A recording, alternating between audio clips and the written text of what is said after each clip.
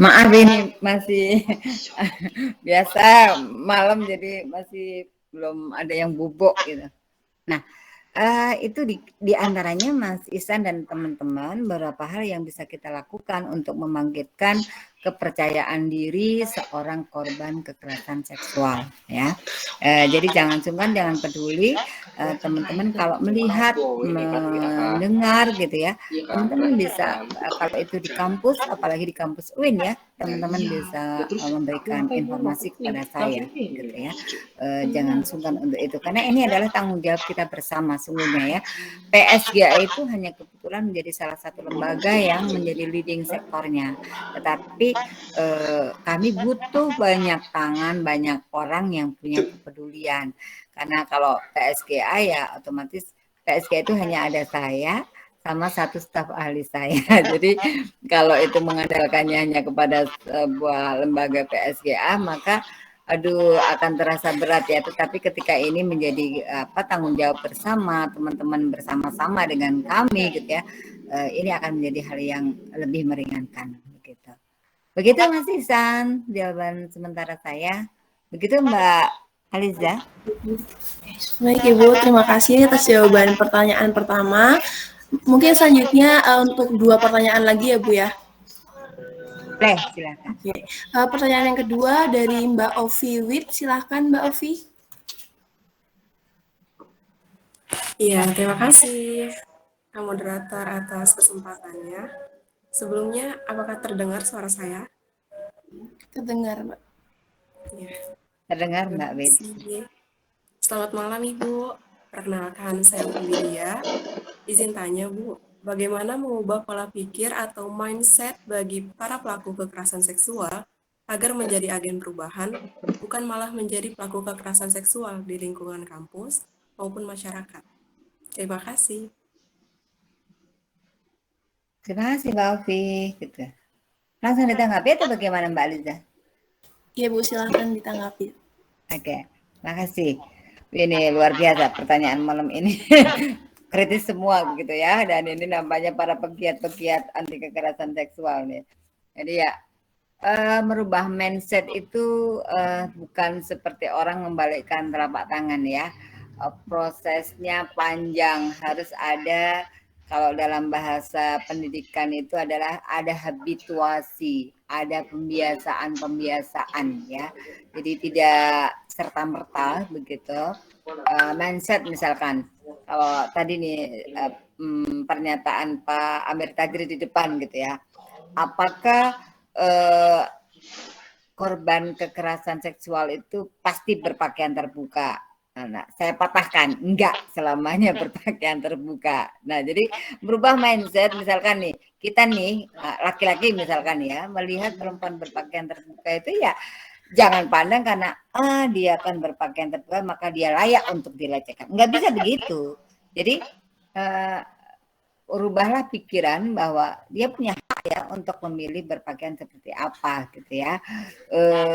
Ya kadang ya hak orang itu memang terbatasi oleh hak orang lain ya. Tetapi misalkan bagaimana kita berpola pikir ketika melihat ada orang berpakaian terbuka, yang disalahkan bukan orang yang berpakaian terbukanya, tapi bagaimana pola pikir kita memandang orang berpakaian terbuka itu bukan sesuatu yang mengandung syahwat. Karena diri kita yang bisa mengendalikan kan, emosi itu kita yang mengendalikan, bukan orang lain ya. Nah, kalau pola pikir kita sudah ditanamkan hal-hal seperti itu, selalu positive thinking, maka saya yakinlah mindsetnya positive thinking tidak akan terjadi yang namanya kekerasan seksual. Kekerasan seksual itu terjadi manakala kita tidak bisa mengontrol diri kita kepada emosi-emosi yang positif ya, tetapi kepada yang negatif, terbawa gitu. Salahnya dia, yang disalahin lagi orang lain, tapi tidak pernah berintrospeksi diri. Kenapa? Kan salah saya. Kenapa pikiran saya porno ke sana gitu ya? Tidak memandangnya dengan kategori yang lain gitu. Nah, jadi yang tentunya yang pertama merubah mindset itu dengan cara habituasi.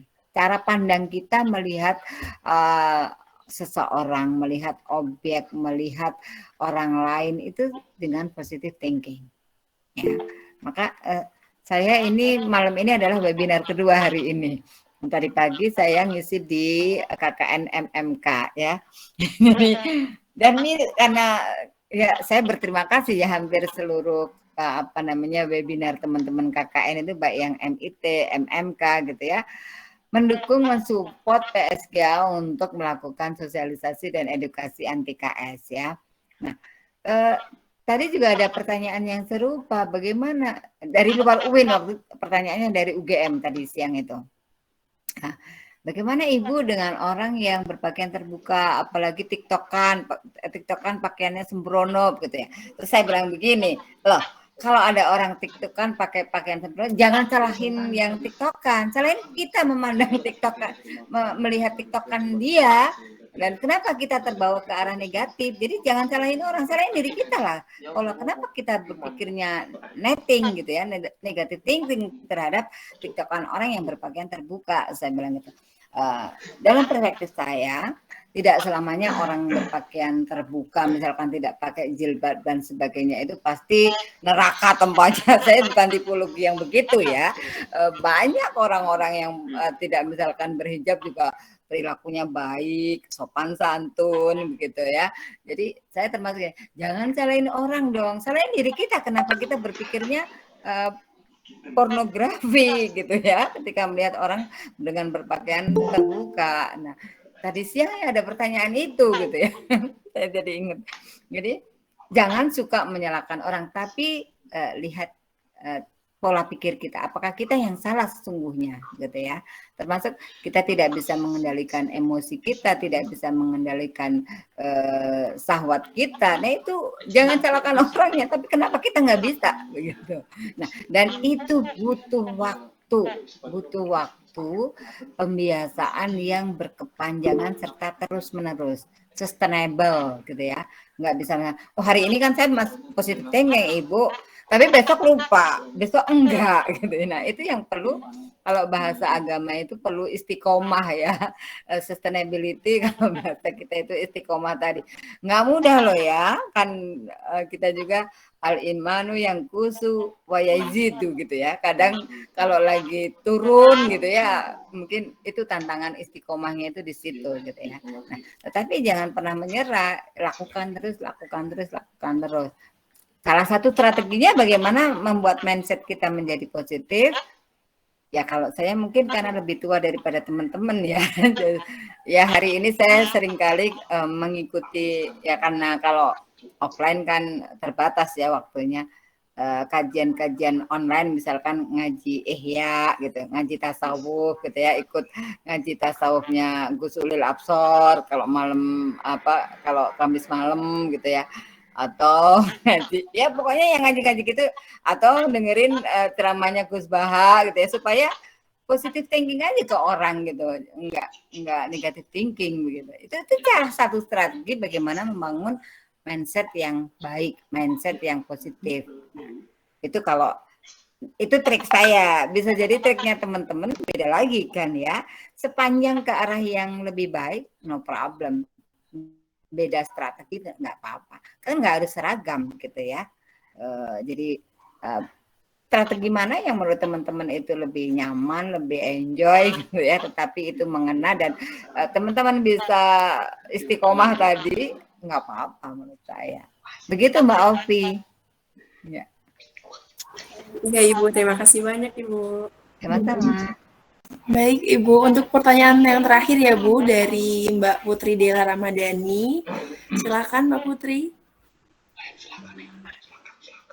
Baik, terima kasih Kak Alisa. Iya, mohon izin bertanya Bu Titi. Ya, silakan hal-hal mengenai seksual ini kan sangat luas gitu ya, tapi juga sangat penting dipelajari. Banyak sekali KS ini kan berawal dari pelecehan secara verbal dan itu secara langsung, yang sadari ataupun tidak sadari gitu. Sih, seperti apakah hal yang mendasar, yang sangat mendasar atau sangat dini untuk dijadikan tameng atau batasan agar hal ini pun tidak berkelanjutan atau tidak menjadi kebiasaan gitu. Karena pada kasus yang berat itu kan kadang misal sampai di visum atau semacamnya untuk mengetahui apakah benar ini dilecehkan atau dipaksa atau gimana gitu kan. Yang berpacaran mungkin bisa dinilai ya langsung gitu ya, tapi yang tidak ada hubungannya ini kan seorang korban pun memiliki hak untuk dilindungi, terus memiliki hak juga untuk melapor. Tapi terkadang pelecehan secara langsung ini korbannya nggak punya bukti gitu. Kalau secara mungkin media atau teknologi kan masih bisa dicari gitu cara buktinya gitu. Nah, ini gimana cara kita secara sedini mungkin kita membatasi diri agar tidak sampai berkelanjutan. Makasih Bu Titi. Oke, sama-sama Mbak Dela. Langsung saya tanggapi ya Mbak Aliza. Oke, pertanyaan Mbak Dela luar biasa. Jadi saya tadi masih agak kelewat nih. Nah, terkait dengan pelecehan seksual, bagaimana yang verbal misalkan, bagaimana cara mengantisipasinya begitu ya, menanggapinya.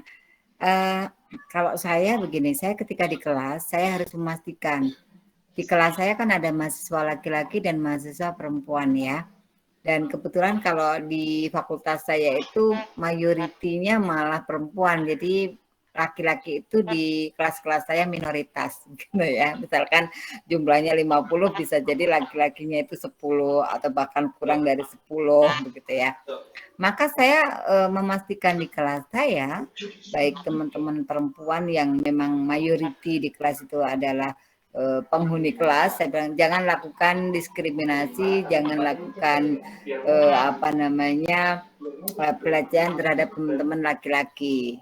Nah, sebaliknya pun saya mengingatkan teman-teman laki-laki, misalnya emas-emas yang memang berjenis kelamin laki-laki, saya mengingatkan saja, barangkali kalau di dalam budaya sekitar mas di rumah atau mungkin di tempat tinggal menjadikan laki-laki itu adalah standar atau menjadi orang yang dilebihkan, saya bilang maka di kelas ini nggak berlaku, saya bilang gitu ya. Jadi teman-teman laki-laki dan perempuan di kelas saya mendapatkan satu akses yang sama, jadi sama-sama mendapatkan akses untuk ikut kuliah, untuk ikut mendapatkan referensi dari saya, mendapatkan materi dari saya, dan sama-sama mendapatkan kesempatan untuk berpartisipasi, gitu ya. Itu saya pastikan APKM, akses, partisipasi, kontrol, dan manfaat. Sama-sama juga melakukan kontrol. Jadi yang mengontrol tidak hanya salah satu, tetapi saling ya. Teman-teman perempuan mengingatkan bagaimana teman laki-laki tidak semena-mena. Teman-teman laki-laki juga begitu melakukan antisipasi teman-teman perempuan yang mayoritas di kelas tidak melakukan tindakan semena-mena juga terhadap teman-teman laki-laki. Nah, itu yang diantara bagaimana cara mencegah terjadinya pelecehan-pelecehan seksual baik verbal ataupun non-verbal. Kalau kemudian ketika verbal, saya kalau di kelas sepanjang kuliah atau mungkin sebelum masuk kelas dan setelah masuk kelas, karena kalau di fakultas saya itu sudah blended ya. Saya kadang kalau ada kalimat gitu ya, misalkan sebelum masuk kelas, bagi saya nggak nyaman gitu ya. Maka nanti ketika di kelas pasti saya review. Ayo tadi siapa tadi yang ngomong begini, saya bilang gitu ya. Nggak boleh begitu itu, kan itu bisa jadi membuat orang lain tidak nyaman. Pasti saya bahas itu, saya kaji.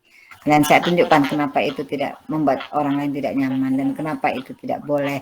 Pasti saya bahas. Nah, itu diantara bagaimana melakukan pencegahan antisipasi terhadap pelecehan seksual baik verbal ataupun non verbal. Nah, teman-teman generasi milenial yang saya berharap banyaklah kepada teman-teman sebagai peer educator ini, lakukan juga dengan apa yang teman-teman mampu ya. Kalau misalkan ada guyonan yang nggak senonoh, kita nggak nyaman dengarnya, bilang aja, kok kayaknya sih nggak nyaman ya dengar lelucon itu. Ada nggak lelucon lain yang lebih enak didengar? Ya lucu sih, tapi nggak membuat orang lain tersinggung, nggak membuat orang lain terpojok, nggak membuat orang lain malu, begitu. Itu penting.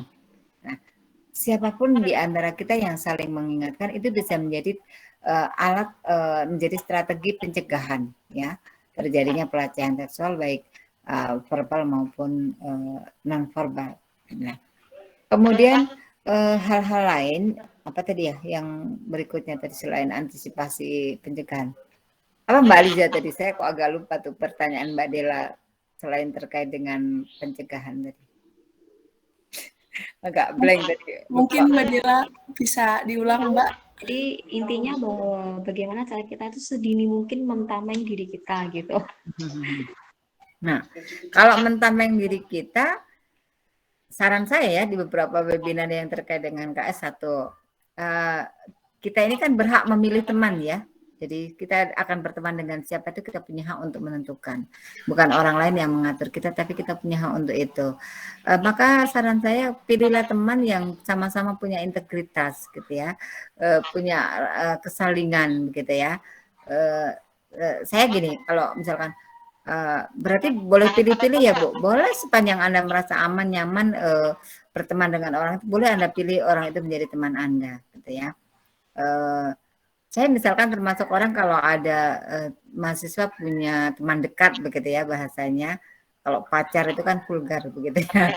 Boleh sepanjang kalau menurut saya partnernya, teman dekatnya itu juga saling support gitu ya, tidak merugikan.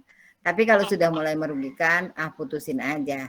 Kan masih banyak tuh calon pasangan-pasangan yang lebih baik kan begitu.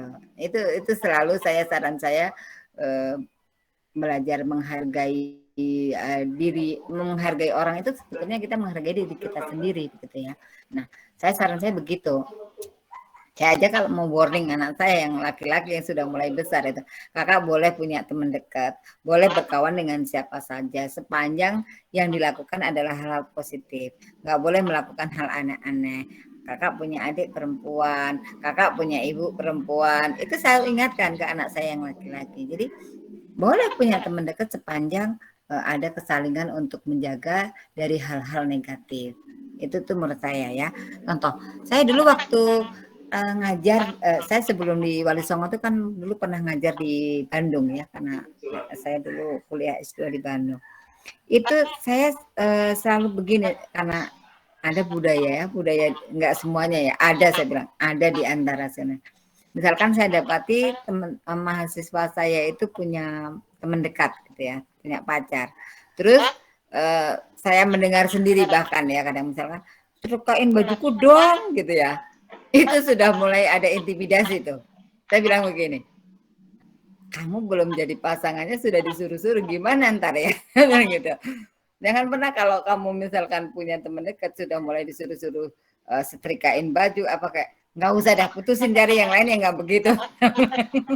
Toh dia pun saya yakin masih bisa lah kalau nyetrika ya menservis dirinya sendiri lah. Itu adalah bentuk penjajahan, bentuk intimidasi awalan gitu ya. Nah jangan sampai kalau itu sudah mulai masuk elementernya seperti itu, khawatirnya nanti ada penyakit advance yang lebih bahaya kan begitu. Udah kalau punya teman dekat udah mulai atur-atur begitu, suruh setrikain baju, suruh apain, udah nggak usah putusin, cari aja yang lain. Jadi itulah, jadi kalau punya teman dekat itu harusnya saling support aja dalam hal yang positif gitu ya, tidak ke arah yang negatif gitu. Jadi kita itu berteman boleh, bukan nggak boleh, tetapi tadi arahnya jangan yang negatif, jangan merugikan, jangan mengintimidasi, jangan sampai ada ketidaknyamanan di dalam pertemanan. Nah, itu diantara bagaimana cara kita mentameng diri kita untuk tidak terjatuh kepada korban, untuk tidak menjadi korban, dan bisa juga bersama-sama dengan kawan-kawan yang lain untuk saling mengingatkan. Begitu Mbak Dela, kalau kiranya trik yang bisa saya sampaikan. Memang harus ditameng bersama-sama berarti Bu ya. Ya, harus Terima kasih. Jadi di dunia ini kita itu membangun peradaban baru, peradaban yang baik, itu tidak bisa sendiri. Misalkan ya, kita ada kajian atau diskusi tentang gender. Nggak bisa gender itu kemudian dimaknai berarti yang diskusi adalah teman-teman perempuan saja. Nggak bisa. Teman laki-laki harus mendengar, teman laki-laki harus tahu. Jadi ketika kita menyondingkan itu, ya kita menyondingkannya bersama-sama.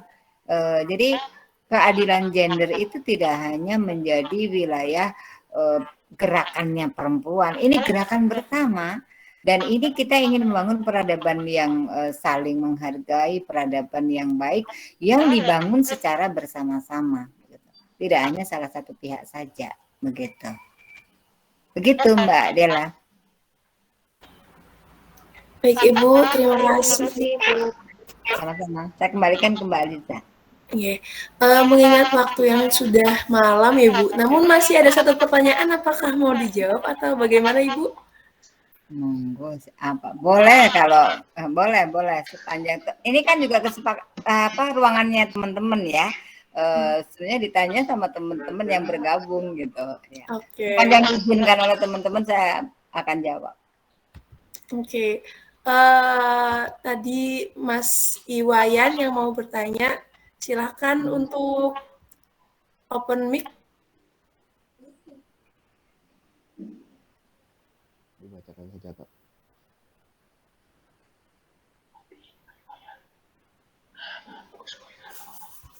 Dibacakan saja, Kak. Oh, dibacakan saja, baik. Oke. Sebentar. Untuk pertanyaannya yang pertama, mengapa kita sebagai warga Indonesia harus setuju dengan hukuman kebiri kepada predator seks? Mengapa ada beberapa korban pelecehan yang sekarang malah tertarik dan suka ke arah hubungan seks? Bukankah seharusnya mereka trauma? Terus untuk yang kedua itu bagaimana pengaruhnya ke sisi psikologi jika seorang anak pernah mengalami pelecehan seksual dari anggota keluarga tapi tidak menceritakan hal tersebut kepada orang tuanya karena tidak ingin tali kekeluargaan tersebut menjadi retak. Begitu Ibu. Mungkin dijawab singkat saja Ibu. Oke, ya. Terima kasih Mas. Ini Mas Wayan ya. Terima kasih Mas Wayan pertanyaannya. Jadi ya apa tadi yang pertama? Aduh kok tiba-tiba blank, ingat yang kedua jadi yang pertama lupa. Oke. Terkait dengan apa namanya KS ya. Jadi apa tadi Mbak Dela? Tiba-tiba Mbak Aliza. Mengapa kita harus setuju dengan hukuman kebiri, Bu, kepada predator seks? Ya, sebenarnya hukuman kebiri itu bagi banyak aktivis gerakan keadilan gender juga bukan pilihan satu-satunya ya, karena bisa jadi karena kebiri bukan jalan terbaik juga. Karena apa? Mindset seseorang. Jadi sekalipun dia dikebiri, kalau pola pikirnya masih sama dengan ketika dia sebelum dikebiri, ya tetap akan terjadi begitu. Jadi Mas An perlu tahu ya bahwa tidak seluruh gerakan keadilan gender, aktivis gerakan keadilan gender itu menyetujui hukuman kebiri. Sekalipun banyak juga yang memang mendorong hukuman yang layak bagi apa namanya pelaku kejahatan kekerasan seksual adalah kebiri. Karena tadi yang ditanyakan Mbak Ovi tadi, jadi perubahan mindset itu lebih penting daripada juga hanya semacam apa namanya bagaimana kita mengebiri atau kita melumpuhkan hasrat seksual seseorang. Karena sekalipun dia dilumpuhkan, dia masih punya mindset yang salah, masih akan terjadi gitu ya. Dengan cara apa yang dia bisa lakukan, dia akan lakukan kan gitu. Nah, jadi itu tadi ya, tidak semua orang gerakan apa aktivis gerakan keadilan gender tetap rekat. Nah, terus selain kebiri apa tadi Mbak Dela? Mengapa ada beberapa korban pelecehan yang malah tertarik Bu untuk ke arah hubungan seks itu? Tertarik maksudnya bagaimana nih ya? Kalau tertarik, saya nggak tahu yang dimaksud oleh Mas Wayan itu tertarik seperti apa ya. Kalau begini, tertarik yang dimaknai misalkan kemudian dia menjadi apa pelaku atau tertarik apa, ini karena kasusnya bisa harus dilihat secara utuh ya, nggak bisa juga sepihak atau hanya sekilas-sekilas aja. Karena begini, saya pernah mendapatkan cerita nih ya, cerita ada istilahnya dosen gitu yang menjadi pendamping apa itu kegiatan yang mengasisi kegiatan akademik mahasiswa apa namanya tuh. Jadi dia bercerita ada dulu mahasiswa dia itu pernah menjadi korban kekerasan seksual. Nah, dia menjadi korban kekerasan seksual dari pacarnya. Nah, setelah dia sudah menjadi korban dari pacarnya, dia masih dieksploitasi. Nah, kemudian lama-lama korban ini sudah merasa hopeless, dia merasa orang yang kotor, dia merasa orang yang tidak layak, sehingga kemudian dia terjerumus dalam kehidupan yang tidak baik. Itu karena apa? Bukan dia yang maunya begitu, tetapi dia sudah merasa sudah terkhianati gitu ya. Terkhianati dari orang yang paling dia percaya awalnya ya, dari teman dekatnya. Kemudian dia merasa menyalahkan diri sendiri, dia tadi merasa kotor, akhirnya dia terjerumus dalam kehidupan yang tidak seharusnya. Ini justru adalah tadi korban yang sudah jatuh tertimpa tangga. Kebetulan mungkin waktu itu dia tidak mendapatkan teman yang bisa memberi solusi, teman yang mendengarkan keluh kesahnya, atau dia tidak mendapatkan pendamping, sehingga kemudian mengakibatkan dia terjerumus, dan terjerumusnya bukan karena maunya, tapi tadi karena dia menyalahkan diri sendiri. Perlu diketahui ya, korban itu ketika sudah dalam kondisi psikologis yang depresi, dia bisa jadi seringkali menyalahkan dirinya sendiri. Bahkan kadang ingin melakukan hal-hal yang menyakiti dirinya sendiri. Nah, kalau yang dimaksud itu, banyak kasus-kasus yang dia terjerumus itu bukan karena kemauan, tetapi karena tadi sudah merasa tidak berdaya, sudah merasa kotor, sudah merasa menjadi sampah gitu. Perlu diketahui psikologi korban itu seperti itu, ya. Atau bisa jadi memang ada potensi kalau dia pernah menjadi korban, dia juga menjadi pelaku. Ada juga sih, maka kenapa korban itu harus segera mendapatkan bantuan. Kenapa korban itu harus seringkali segera mendapatkan pendampingan. Karena ketika dia terlambat mendapatkan pendampingan, terlambat dia mendapatkan teman atau orang yang dipercaya untuk menumpahkan keluh kesahnya, dia bisa terjatuh ke arah yang tidak dikehendaki begitu.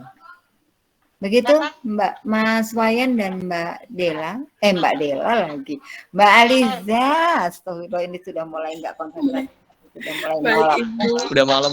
Efek sudah malam ya, Bu. Aduh, mohon maaf ya teman-teman, kita sudah sampai pelan.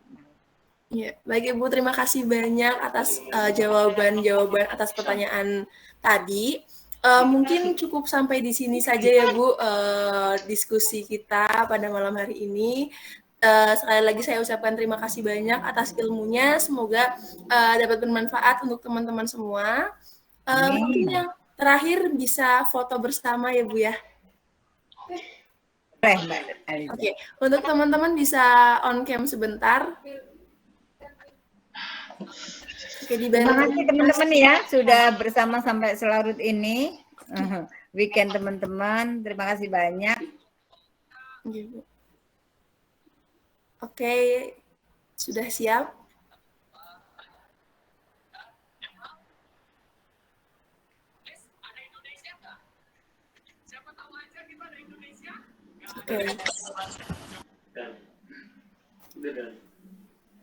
Oke. Terima kasih Ibu, terima kasih teman-teman. Terima kasih semuanya ya, sukses selalu teman-teman.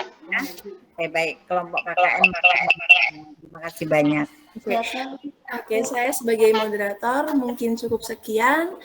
Kurang lebihnya mohon maaf. Wassalamualaikum warahmatullahi wabarakatuh. Waalaikumsalam warahmatullahi wabarakatuh. Waalaikumsalam wabarakatuh. Waalaikumsalam warahmatullahi wabarakatuh. Terima kasih Bu.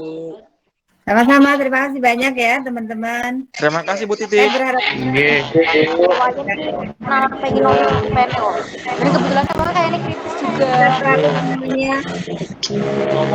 Dari webinar pertama sampai akhir. On cam tutup bro. Tukang kip on cam. Baik, terima kasih kepada Mbak Aliza yang telah membantu jalannya diskusi pada malam hari ini. Acara selanjutnya yaitu penutupan. Semoga apa yang telah kita laksanakan pada malam hari ini mendapat manfaat dan dicatat sebagai amal baik oleh Allah Subhanahu wa taala. Alhamdulillah. Mari kita sama-sama tutup acara pada malam hari ini dengan bacaan alhamdulillah. Alhamdulillahirabbil alamin.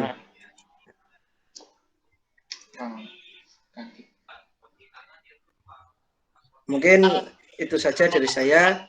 Kurang lebihnya mohon maaf apabila ada salah-salah kata. Saya mohon maaf yang sebesar-besarnya. Sekian dari saya. Wallahul muwaffiq ila aqwamit thoriq. Wassalamualaikum warahmatullahi wabarakatuh. Waalaikumsalam warahmatullahi Waalaikumsalam wabarakatuh. warahmatullahi wabarakatuh. Waalaikumsalam warahmatullahi wabarakatuh. Terima kasih Kak. Barakallah. Terima kasih, Kak. Jangan lupa Matur makan. sembah nuwun Ustaz Nurul Albab Arabeni. Baik teman-teman yang saya cintai, mari kita sama-sama Nggih, sak goreng. Semuanya takut ya. Makan di mana ini? Siapa ke? Nasgor. Nasgor yang paling enak di ngalian mana guys info? Kilo deket Apa? apa? Deket Kos Dani. Mana itu? Gas lah. Sing penting enak. Aku karo payas nepas iki.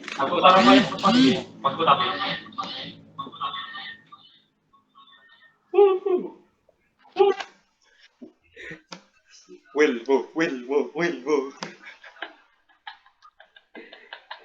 Apa sih? Wilbo. Makasih buka pre.